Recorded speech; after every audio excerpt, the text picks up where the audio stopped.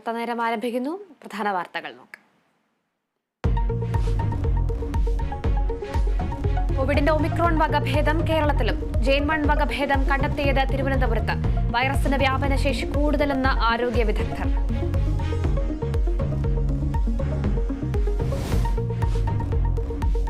വയനാട് കല്ലൂർക്കുന്നിൽ പശുവിനെ കൊന്നത് വാകേരിയിലെ നരഭോജിക്കടുവ. സ്ഥിരീകരണം. കടുവയുടെ കാൽപ്പാടുകൾ പരിശോധിച്ച്. പ്രദേശത്ത് ക്യാമറ സ്ഥാപിച്ചു. കൂടുകൾ സ്ഥാപിക്കുവാനും തീരുമാനം.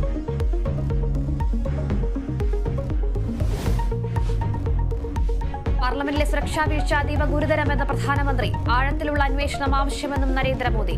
പ്രതികളുടെ മൊബൈൽ ഫോണുകൾ നശിപ്പിച്ചെന്ന് ഡൽഹി പോലീസ്. ഫോണുകൾ കത്തിനശിച്ച നിലയിൽ കണ്ടെത്തി.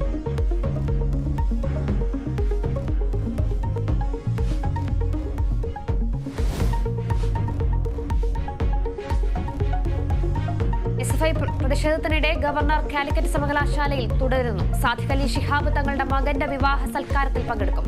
സ്വകാര്യ ചടങ്ങായതിനാൽ പ്രതിഷേധം സംഘടിപ്പിക്കാനില്ലെന്ന് CPM. വഴിനീള സുരക്ഷയൊരുക്കാൻ പോലീസ്.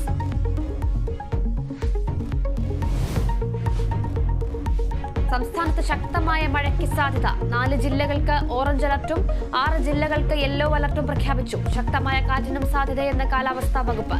തലസ്ഥാനത്ത് രാവിലെ മുതൽ പരക്കെ മഴ.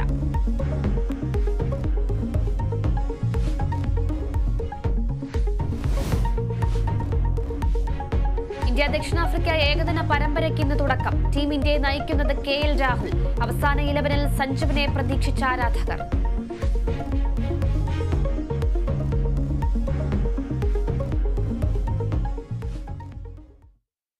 വാർത്തകളിലേക്ക്. ഇപ്പോൾ മുഖ്യമന്ത്രി